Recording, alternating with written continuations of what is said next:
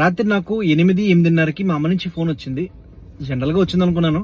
Phone చేస్తే నాన్నకి సీరియస్గా ఉంది, మోషన్స్ అండ్ వామిటింగ్స్ అవుతున్నాయి, దాంతోపాటు ఫుల్ ఫీవర్ ఉందని చెప్పింది. అప్పటిదాకా వాళ్ళు నా దగ్గరే ఉన్నారు. తాడేపల్లిగూడెం నుంచి వాళ్ళు విజయవాడ వచ్చి నా దగ్గరే ఉన్నారు. నేను ఒక రోజు క్రితమే వాళ్ళని తీసుకొచ్చి తాడేపల్లిగూడెం డ్రాప్ చేశాను. అయితే ఒకే రోజు ఇంత సీరియస్ అవుతుందని ఎక్స్పెక్ట్ చేయలేదు. అప్పటికప్పుడు నేను స్టార్ట్ అయ్యి వచ్చేసరికి 11 అయ్యింది. విజయవాడ నుంచి తాడేపల్లిగూడెం ఒక 2 hours ఉంటుంది.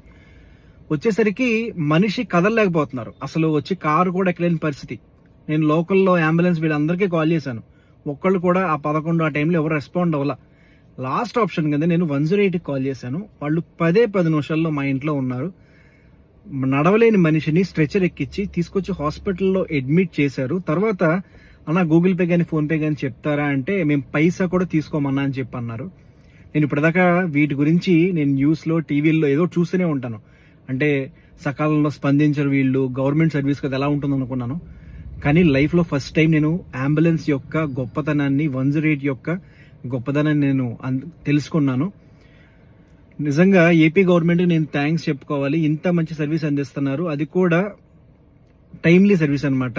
ఏమో వేరే విషయాల్లో అది నాకు నిజమో కాదు తెలియదు, కానీ నా విషయంలో మాత్రం నేను ఏపీ గవర్నమెంట్కి మాత్రం రుణపడి ఉంటాను. ఎందుకంటే ఆ టైం కనుక నేను హాస్పిటల్ తీసుకురాకపోయి ఉంటే కనుక మా నాన్నకు ఖచ్చితంగా హార్ట్ అటాక్ వచ్చేది. ఎందుకంటే ఆయన ఫీవర్ వస్తే హార్ట్ అటాక్ వస్తుంది, ఆయనకు తెలియదు ఏం జరుగుతుందో.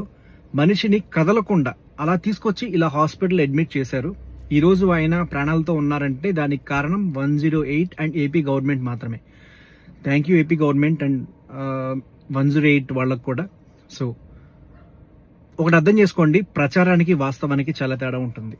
Thank you.